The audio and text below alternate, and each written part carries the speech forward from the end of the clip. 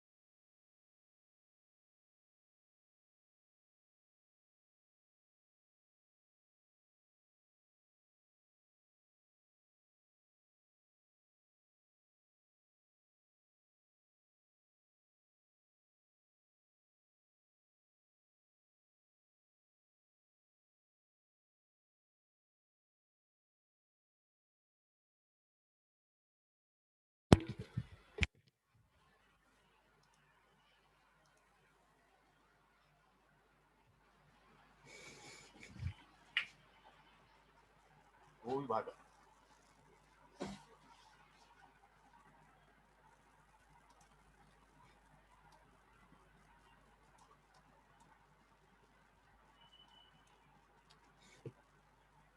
कल हम लोग मैन्युफैक्चरिंग प्रोसेस में 7th यूनिट में ज्वाइनिंग प्रोसेस आपको शुरू किया हुआ था, और उसमें बताया था हमने कि कल रेसिडुअल स्ट्रेसेस उसमें होते हैं वेल्डेड पार्ट्स में, तो उसको कैसे कंट्रोल किया जाए पहले हम उसको देखते हैं। कल ये मैंने आपको ये भी बताया था कि अगर रेसिडुअल स्ट्रेसेस नहीं चाहिए तो वेल्डिंग की ओर नहीं जाना होगा, वेल्डिंग को हमको अडॉप्ट नहीं करना होगा। और उसके आपको 3 मेथड है, थर्मल मेथड, मैकेनिकल मेथड और मैकेनिकल वाइब्रेशन। ये 3 मेथड हैं स्ट्रेसेस को हटाने के लिए, है ना। Thermal method is based on the fact that the yield strength and hardness of the metal decreases with increase in the temperature, and it facilitates the release of the locked strain and relieves the residual stresses. जो welded parts है उसको दोबारा आप जो है गर्म कीजिए, दोबारा जब गर्म करेंगे तो उसका टेम्परेचर बढ़ जाएगा। टेम्परेचर बढ़ने के बाद जो है आपको स्ट्रेंथ और हार्डनेस जो है आपको डिक्रीज कर जाएगा टेम्परेचर बढ़ने के साथ में, और जिसकी वजह से आपको release of the locked strain होता है, आपको रेसिडुअल स्ट्रेसेस आपको खत्म हो जाता है ना। तो ये जो रेसिडुअल स्ट्रेसेस के ऊपर आप जो है इसमें आप प्रोजेक्ट कर सकते हैं वेल्डेड पार्ट्स को, कितना रेसिडुअल परसेंटेज आप ग्राफ बना सकते हैं। जो आपको reduction in the residual stresses है depend upon the how far reduction in the yield strength and hardness takes place with increase of the temperature. ये बहुत अच्छा क्वेश्चन किया है यहां पर कि आपको स्ट्रेंथ और हार्डनेस में कितना आपको फर्क पड़ता है जब टेम्परेचर हटाते हैं, है ना। तो greater is the softening, more will be the relieving of the residual stresses. Softening जितना करेंगे, सॉफ्ट करेंगे मेटल को, आपका रेसिडुअल स्ट्रेसेस उतना खत्म होगा। इस पे आप जो है प्रोजेक्ट कर सकते हैं, आप टेम्परेचर का ग्राफ बना करके, रेसिडुअल स्ट्रेसेस का ग्राफ बना करके, मेजर करके ग्राफ बना सकते हैं, रेसिडुअल स्ट्रेसेस पे आप जो है प्रोजेक्ट कर सकते हैं। In general, higher is the temperature of the thermal treatment of the welded joint, greater will be the reduction in the residual stresses. Residual stresses के बारे में आप इस पे रिसर्च कर सकते हैं। दूसरा मेथड है रेसिडुअल स्टेसिस को हटाने का mechanical method is based on the principle of the relieving stasis by applying the external load beyond the strength level to cause the plastic deformation so as to release the locked strain, है ना। जब load apply किया जाता है तो आपको residual stress relief हो जाता है।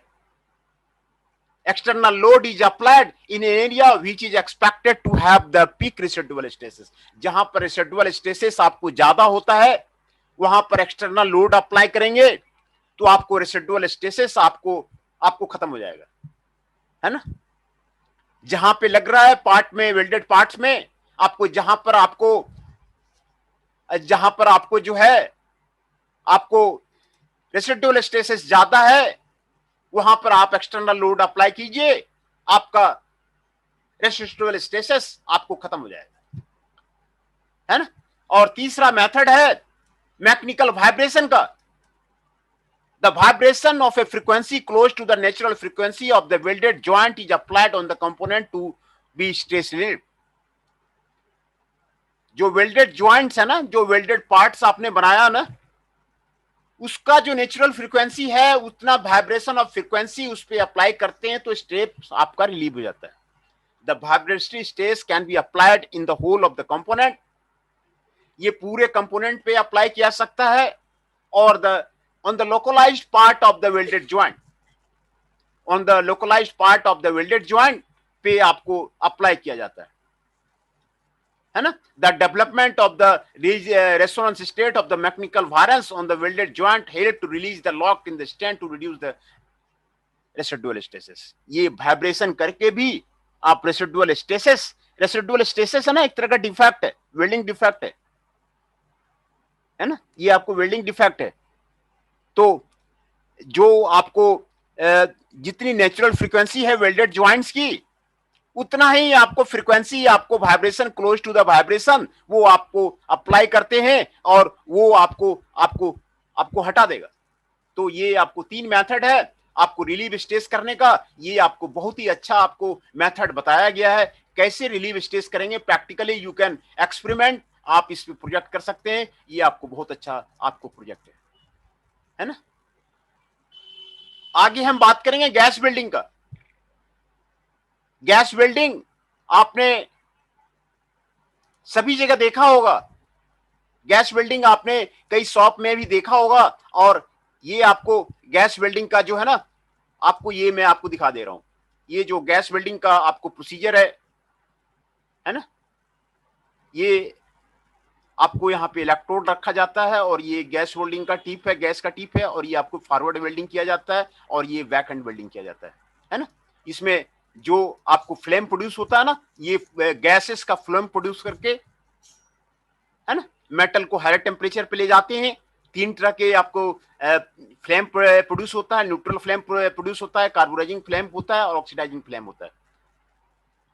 और उसके बाद जो है आप जो है ये आपको गैस वेल्डिंग है ना। गैस वेल्डिंग का जो मतलब है ना, mainly refers to the oxyacetylene welding. Oxygen और एसिटिलीन का 2 सिलेंडर होता है, दोनों का आपको मिक्सचर करके आपको बनाया जाता है। The name implies burning of the acetylene the fuel gas with the addition of the oxygen to create a high temperature flame, है ना। एसिटिलीन आपको फ्यूल गैस है, एसिटिलीन में ऑक्सीजन मिलाया जाता है और ऑक्सीजन मिला करके आपको हाई टेम्परेचर फ्लेम प्रोड्यूस किया जाता है। यही आपको गैस वेल्डिंग में आपको किया जाता है। The flame temperature normally obtained with the 2 parts of the oxygen and 1 parts of the acetylene. ये आपको 2 पार्ट आपको एसिटिलीन, आपको जो है आपको 2 parts of the oxygen and 1 part of the acetylene, ये आपको होता है। एंड अबाउट द टेम्परेचर देखिए कितना डिग्री, आपको 32 डिग्री सेंटीग्रेड आपको टेम्परेचर पहुंच जाता है। जो आयरन है ना, आयरन का टेम्परेचर आपको जो मेल्टिंग पॉइंट है आपको 1500 का मेल्टिंग पॉइंट है। और ये देखिए उससे डबल आपको टेम्परेचर इंक्रीज किया जाता है, आपको पूरा मेल्ट कर देता है, आयरन को पूरा ना मेल्ट कर देता है ये, है ना।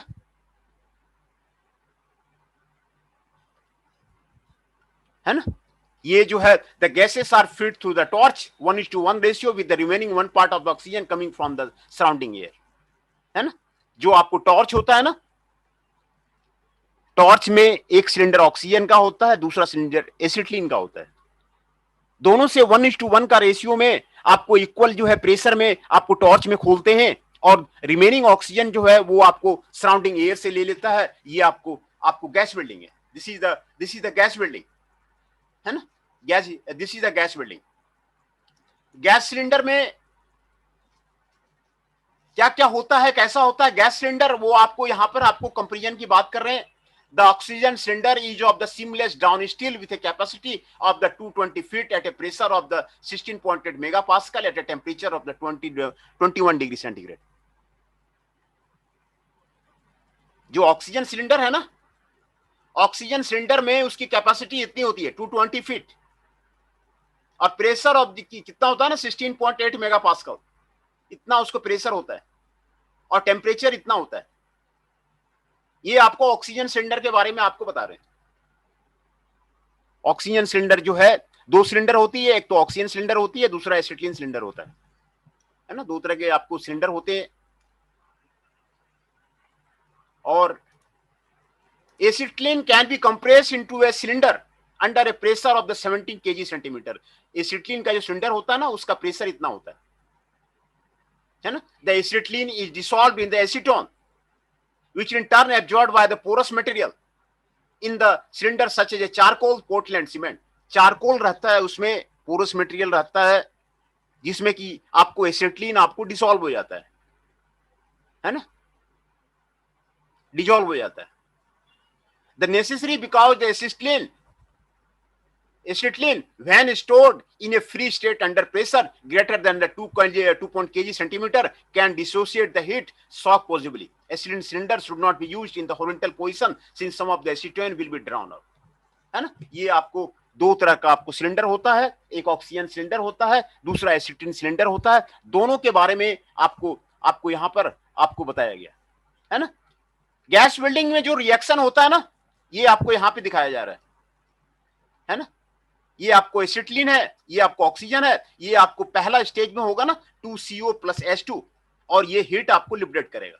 यही हीट जो लिबरेट करता है ना, इसी से आपको मेल्टिंग होता है, इसी से आपको मेल्टिंग होता है आपको ऑब्जेक्ट का, है ना। ये आपको पहला स्टेज है। दूसरा स्टेज में जो कार्बन मोनोऑक्साइड यहां पे बना ना, जो कार्बन मोनोऑक्साइड आपको यहां पे बना, and hydrogen produced in the first stage further combine with the atmospheric oxygen.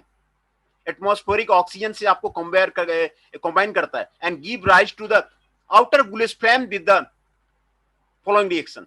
आपको 4CO + 2H2 के साथ में फिर आपको रिएक्ट करता है। ये आपको यहाँ पे ऑक्सीजन के साथ में रिएक्ट करता है। ये आपको कार्बन डाइऑक्साइड देता है, और 800 किलो जूल मोल देता है। यही हीट जो प्रोड्यूस होता है ना, इसी से आपको मेटल जो है मेल्ट होता है, और ये आपको इसमें बिल्डिंग होता है ना। ये आपको रिएक्शन है ना।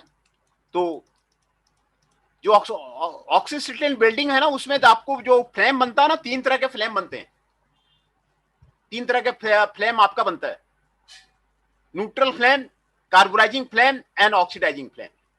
ये 3 तरह का आपको फ्लेम आपको बनता है, और आपको तीनों का फ्लेम का आपको यहां पर दिया हुआ है। देखिए, ये इनर व्हाइट कोन है, this is the inner white cone at the 31 degree centigrade. यहां पर टेम्परेचर ज्यादा रहता है इनर व्हाइट कोन का। ये आपको टॉर्च टिप है ना।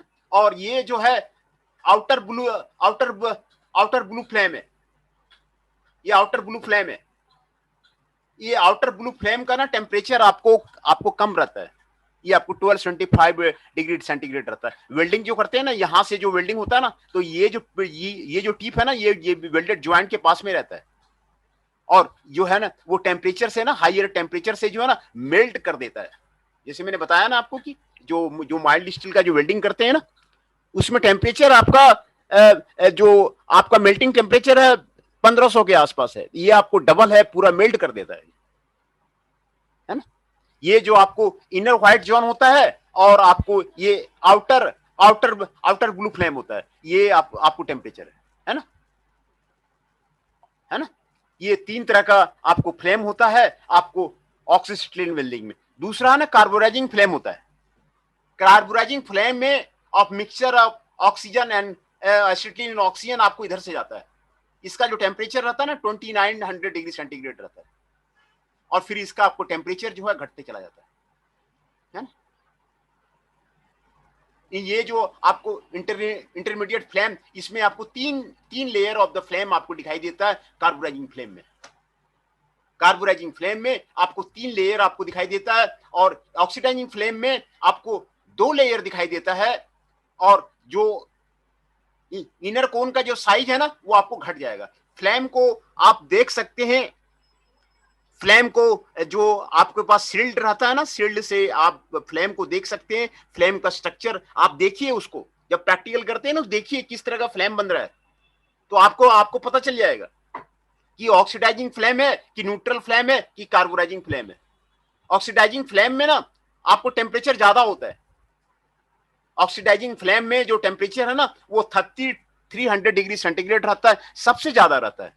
क्यों ज्यादा रहता है? इसका कारण यह है कि जो भी कार्बन अनबर्न कार्बन है वो भी जो है आपको जो है ना आपको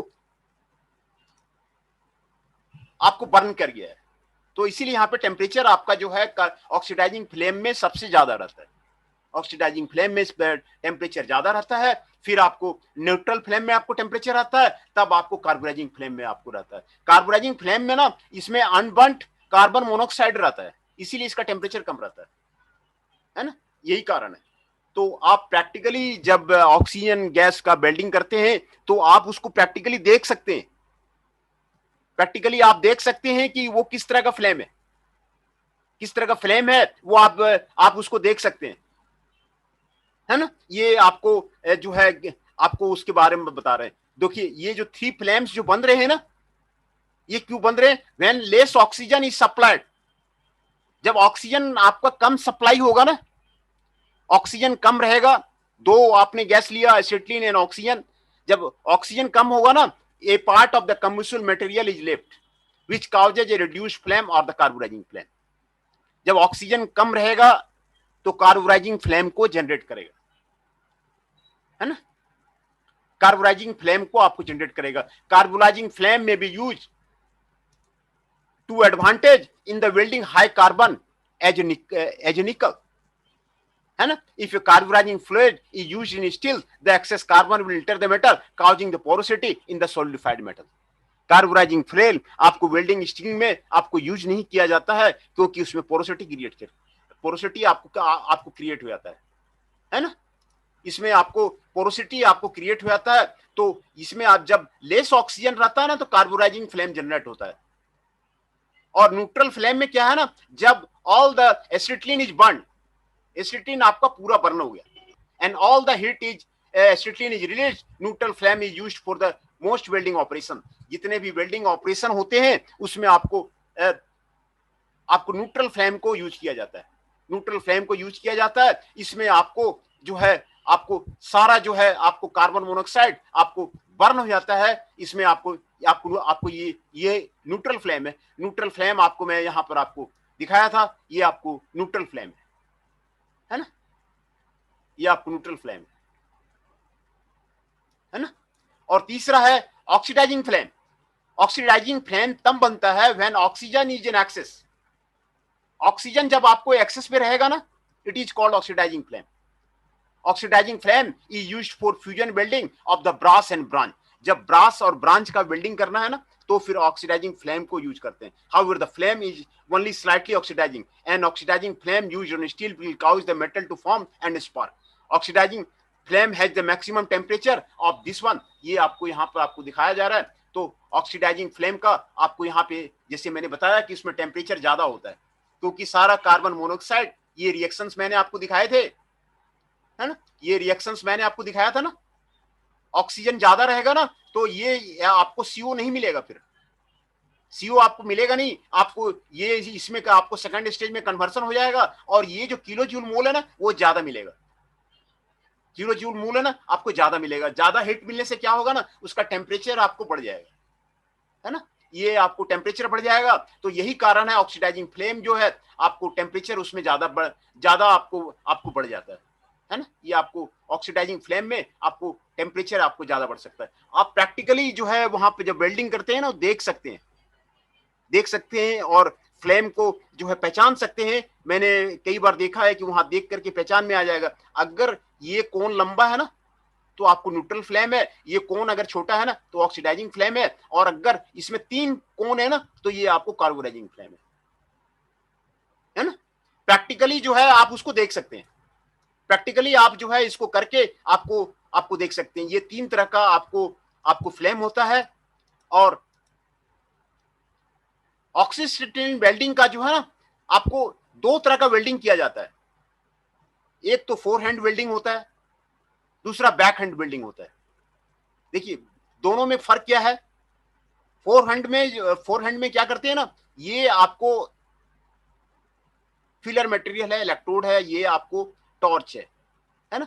ये आपको आगे जाएगा, ये आपको आगे जाएगा, है ना। देखिए इसमें टॉर्च पीछे है और ये फिलर मटेरियल आपको आगे है, और डायरेक्शन ऑफ द वेल्डिंग इधर है। इसमें क्या है ना, टॉर्च आपको इधर है ना। ये आपको टॉर्च आपको इधर है, और ये जो ना डायरेक्शन ऑफ वेल्डिंग है ना, आपको इधर है। और ये आपको वेल्डिंग रॉड है, यहाँ पे आपको वेल्ड किया। ये क्या कहते हैं ना, बैक हैंड वेल्डिंग बोलते हैं इसको बैक हैंड बोल दी, बैक करके ले जाते हैं तो इसको बैक हैंड बोलती वेल्डिंग बोलते हैं। जो इसका जो एंगल रखते हैं ना, 45 डिग्री एंगल रखते हैं, है ना। और इसमें जो आपको डायरेक्शन ऑफ वेल्डिंग है, ये आपको यहाँ पर आपको दिखाया गया है। ये आपको फायर ब्रिक है, फायर ब्रिक पे रख करके वेल्डिंग करते हैं, और ये आपको रेनफोर्स पेंट्रेशन जो हुआ है वो आपको दिखाया गया है ना। तो ये जो गैस वेल्डिंग है ना, ये इसका प्रोसीडियर है, फोर हैंड वेल्डिंग और बैक हैंड वेल्डिंग। ये यहाँ पे आपको दिखाया गया है ना, यहाँ पे जो लिखा है इसने, there are several methods of the oxyacetylene welding that produce good result, both forehand and backhand welding are used. In forehand welding, the welding rod proceeds tip in the direction the weld is being made. जिस direction में welding होता है उसी direction में आपको tip जाता है ना। टॉर्च का जो एंगल है ना, ये 45 डिग्री टू प्लेट आपको रखा जाता है ना। Permits uniform preheating of the pre edge immediately heat the, है ना। ये आपको रखा जाता है ना। तो ये आपको जो बैक हैंड वेल्डिंग है, आपको फोर हैंड वेल्डिंग है, ये दोनों तरह का वेल्डिंग आपको दिखाया गया है। प्रैक्टिकली में इसका आप उसको करके देख सकते हैं, और इसका प्रैक्टिकल आपको जो है वो आपको प्रैक्टिकल भी आपको वेल्डिंग का होगा। तो ये आप देख लिए, इसमें जो एडवांटेजेस है ना गैस वेल्डिंग का, वो आपको यहाँ पे बताया जा रहा है। The gas flame is generally more easily controlled and it is not as a piercing as a shield arc welding, therefore it is extensively used for the sheet metal fabrication and the repairs, है ना। ये बहुत ज्यादा use होता है sheet metal fabrication में और repairs में, काफी ज्यादा यूज होता है। ये इसका एडवांटेज है। और ये जो ऑक्सीटिलीन और the oxyacetylene flame is the versatile, it may be used for brazing, preheating, postheating, heating of the forming, heat treatment, flame cutting and others. Cutting का भी इसमें कर सकते हैं, फ्लेम कटिंग इसमें कर सकते हैं। जब ऑक्सीजन बढ़ा देंगे ना, ऑक्सीजन को बढ़ा दिए तो वो फ्लेम जो है ना कट कर देता है। टेम्परेचर तो बताया ही मैंने कि आपको काफी ज्यादा टेम्परेचर है, टेम्परेचर तो मैं आपको बताया, और आयरन का मेल्टिंग पॉइंट आपको मैंने बताया, तो आयरन का मेल्टिंग पॉइंट बताया आपको। और ये देखिए टेम्परेचर ज्यादा है, अगर ऑक्सीजन यहाँ पे ज्यादा देंगे ना तो आपको कटिंग ऑपरेशन करने लगता है, ये वेल्डिंग की बजाय जो है ना कटिंग ऑपरेशन करने लगता है। तो इसको फ्लेम कटिंग बोलते हैं। जो यहाँ पे लिखा है ना, ये जो वर्ड लिखा है ना आपको, इसको फ्लेम कटिंग, ये आपको फ्लेम कटिंग बहुत ही अच्छा प्रोसीजर है। आपको जब मेटल कट करना है ना, सीट मेटल कट करना है, और सीट मेटल कट करना है, मोटा सीट मेटल है, और आपके पास कट करने के लिए कोई हथियार नहीं है ना, तो फ्लेम कटिंग आपको बहुत ही अच्छा तकनीक है आपको कटिंग करने के लिए। बहुत ही खूबसूरत टेक्निक है फ्लेम कटिंग। मोटा सीट मेटल है, आप कैसे कट करेंगे? तो आप उसमें आप जो ऑक्सीजन को बढ़ा दीजिए, ऑक्सीजन को बढ़ा करके आप उसको जो है ऑक्सीजन को बढ़ा करके आप उसका वहां पे कटिंग हो जाता है ना। तो ये आपको फ्लेम कटिंग है, आपको यहाँ पे दिखा रहा है। दूसरा हीट ट्रीटमेंट में सर, एक सेकंड सर। हाँ बोलिए सर उसका डिसएडवांटेज तो भी है ना, उसके सेफ्टी मेजर बहुत सारे हैं ना सर, गैस वेल्डिंग में बहुत सारे सेफ्टी ये मेजर्स आपको हैं। लिमिटेशंस बताए उसको जा रहे हैं, ये रहा लिमिटेशंस। देखिए आपको लिमिटेशंस आपको यहाँ पे बताया जा रहा है, the flowing are the limitation. The process is much slower than the arc welding, पहला है ना। दूसरा है harmful thermal effects such as a more distortion, increased grain strength, and in some cases a low corrosion resistance are created by the prolonged heat. तीसरा, there are safety problem in the handling the gases. चौथा है flux application and their shielded provided by the secondary envelope of the flame are not nearly as positive as that supply the gas used for the gas tungsten arc welding और gas metal arc welding, है ना। तो इसका limitations है। मतलब देखिए कल भी मैंने बात किया था कि आप वेल्डिंग कब यूज करेंगे ना, जब आपको स्ट्रेसेस नहीं चाहिए। इसमें ज्वाइंट आपको ऐसा नहीं है कि बहुत अच्छा आपको ज्वाइंट मिल रहा है, यही है कि आपको ज्वाइंट हो जाता है। दो रॉड को ज्वाइंट कर रहा है तो आपको आपको फिनिश अच्छा नहीं मिलेगा, ज्वाइनिंग करने के बाद आपको फिनिश अच्छा नहीं मिलेगा। जो आप वहां पे आपको वेल्ड भी रफ काम के लिए आएगा वो, है ना। और जो अगर स्ट्रेसेस नहीं चाहिए ना, तब आप वेल्डिंग पे जाइए। आपको हीटिंग है, आपको स्ट्रेसेस प्रोड्यूस होगा ही होगा, है ना। तो ये आपको सीट मेटल फैब्रिकेशन में काम आता है। यहां पर मैंने आपको बताया ना, सीट मेटल फैब्रिकेशन में आपको काम आता है, सीट मेटल में आपको यूज करते हैं, वहीं पे आपको काम आता है। और दूसरा, किसी को ब्राजिंग करते हैं, ब्राजिंग में काम आता है, और प्री हीटिंग में काम आता है, और पोस्ट हीटिंग में काम आता है, और हीटिंग फॉर द फॉर्मिंग के लिए भी काम आता है, हीट ट्रीटमेंट में भी काम आता है, और फ्लेम कटिंग में काम आता है ना। ये आपको फ्लेम कटिंग में काम आता है। इसका देखिए आपको बेनिफिट ये है ना कि इसका कॉस्ट कम पड़ता है ना, कॉस्ट कम पड़ता है। ऑक्सीजन सिलेंडर मंगा लिया, एक जो है एसिटिलीन का सिलेंडर मंगा लिया, और एक टॉर्च मंगा लिया, तो इसमें कुछ है नहीं, है ना। तो कॉस्ट इसका कम पड़ता है, इसीलिए जो है ये आप जो है ये जो गैस वेल्डिंग का जो आप जो है ना, आप बहुत जगह मार्केट में भी आप देखिए कि गैस वेल्डिंग वो कर रहा है ना। तो इसका कारण यही है कि इसका जो है कॉस्ट जो है आपको आपको जो है कम पड़ता है। लिमिटेशंस यही है ना, ये स्लोअर प्रोसेस है। और दूसरा आपको जो है हार्मफुल थर्मल इफेक्ट्स है। ये आपको डिस्टॉर्शन, देखिए कह रहा है ना, डिस्टॉर्शन ज्यादा होता है इसमें। आप गर्म करेंगे, दो पार्ट को गर्म करेंगे तो जो पार्ट है आपका डिस्टॉर्ट हो जाएगा, स्ट्रेसेस प्रोड्यूस हो जाएगा, आपको ग्रेन ग्रेथ हो जाएगा। जो पहले का ग्रेन आपका था ना, जो ग्रेन था ना, वो आपको नहीं मिलेगा। जो जो जो पेरेंट मेटल का था ना, वो आपको नहीं मिलेगा। वेल्डिंग करने के बाद उसका ग्रेन आप स्ट्रक्चर चेंज हो जाएगा, है ना, है ना। और दूसरा कोरोजन रेसिस्टेंस भी हो जाएगा। वेल्डिंग करते हैं ना, वेल्डिंग करते हैं तो जो आपका सेफ्टी जो प्रॉब्लम्स क्या ऊपर, सब है? हाँ हाँ हाँ बोलिए। गैस वेल्डिंग में सेफ्टी प्रॉब्लम्स क्या सब है? सेफ्टी प्रॉब्लम ये आपको गैस को हैंडल करने में है। गैसेस कैसे मतलब? गैसेस एसिटिलीन गैस है ना, एसिटिलीन का सिलेंडर है ना, तो वो मैंने आपको अभी बताया कि उसमें जो है वो चारकोल में रखा जाता है। तो आप उसको सेपरेट रखिए। एसिटिलीन में कभी भी अगर आग उग लग गया तो वो ब्लास्ट कर जाता है। तो आप उसको जो जो गैसेस को आप जो है ठीक से उसको रखिए, पाइप वगैरह में कहीं लीकेज नहीं हो। आपको सेफ्टी आपको रखना पड़ेगा। एसिटिलीन है ना, गैस है, वो आपको फ्यूल गैसेस है, तो आपको कभी भी जो है वहां पर आपको आग लग सकती है ना, आग लग मैं सकती पूछ है। रहा हूँ सर, जो उसके जो ऑपरेटर होंगे, जो ऑपरेट करता है, हाँ हाँ, जो वेल्डिंग करता है, उसके लिए क्या सेफ्टी मेजर्स है, मैं ये पूछना चाह रहा हूँ आपसे। सेफ्टी मेजर वो जो एप्रॉन पहनते हैं एक तो, और दूसरा शील्ड ग्लासेस लगाते हैं, और जो है वो एप्रॉन पहनिए और उसका वो ग्लासेस लगाइए, और फिर जो दूसरे आपको शील्ड लगाइए। वही है, शील्ड लगाइए, उसका सारा शील्ड लगाइए, एप्रॉन पहनिए। जो गैस कटिंग वगैरह में तो आपको बताया ही जाता है कि उसमें आपको आग आग निकलेगी तो चिंगारी होगा, तो कपड़े में कहीं कहीं आपको जो है कहीं पे बर्निंग हो जाएगा, ये हो जाएगा, वो हो जाएगा। उसके लिए आपको एप्रॉन पहनना आपको जरूरी है ना। जो वेल्डिंग होता है ना, वेल्डिंग का एप्रॉन भी अलग आता है। जो इंडस्ट्री में होता है ना, ये इंस्टीट्यूट में तो वो रखते नहीं है, वो कपड़े वाला रख लेते हैं। और लेकिन जो इंडस्ट्री में जो आपको रेगुलर काम करता है ना, वहां पर आपको एप्रन जो है वो अलग रहता है, और वो पूरा आपको रखते हैं वहां पर, आपको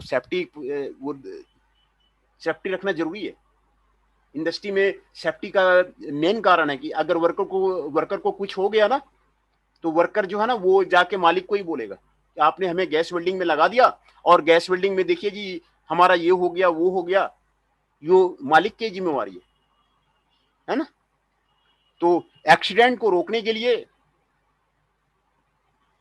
वो जो जो आपका इंडस्ट्री में ज्यादा ध्यान दिया जाता है कि कहीं इंडस्ट्री में एक्सीडेंट नहीं हो जाए। एक्सीडेंट और सेफ्टी इंडस्ट्री में फर्स्ट है। अगर लेबर को कहीं कुछ हो गया ना, तो मैनेजमेंट पे ही वो खड़ा हो जाती है। कई मैंने केसेस देखा है, कि लेबर का हाथ का उंगली कट गया, वो हॉस्पिटल में चला गया। अब हॉस्पिटल में चला गया, लेबर कहता है कि हमारे पास पैसे नहीं है जी इलाज कराने के, मैनेजमेंट बोलता है मैं क्यों दूंगा। बात नहीं समझ में। अब हॉस्पिटल वाले कहते हैं कि भाई बिना आप पैसे दोगे नहीं, मैं जो है ऑपरेशन करूंगा नहीं। तो ये आपको जो सेफ्टी प्रॉब्लम्स है ना इंडस्ट्री में, आपको मेजर इशू है। आपका अटेंडेंस पहले ले लें, क्योंकि आपका जो है ना टाइम खत्म होने वाला है। पहले मैं अटेंडेंस आपका ले लेता हूं।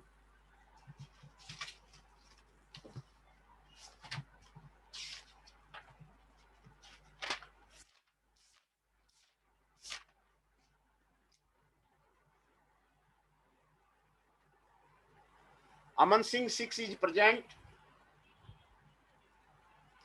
मोहित Adana ji 21 is present. Nitesh Mishra ji 23 is present. Ashutosh Singh ji 12 is present. Jatin Arya ji 16 is present. Shubham Kumar Rana ji 31 is present. मैं फिर से आपको अटेंडेंस आपको बता देता हूं। Shubham Kumar Rana ji 31 is present. Jatin Arya ji 16 is present. Ashutosh Singh ji 12 is present. Nitesh Mishra ji 23 is present. Mohit Adhana ji 21 is present. Aman Singh ji 6 is present.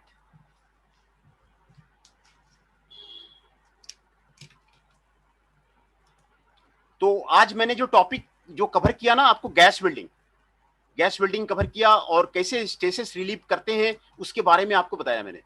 जो गैस वेल्डिंग प्रोसीजर है उसके बारे में मैंने बताया। इसमें जो फ्लैम प्रोड्यूस होता है ये आपको ज्यादा इंपॉर्टेंट है। आपको ये भाइबा में भी आपको पूछता जाता है कि आपको किस तरह का फ्लैम प्रोड्यूस होता है ना।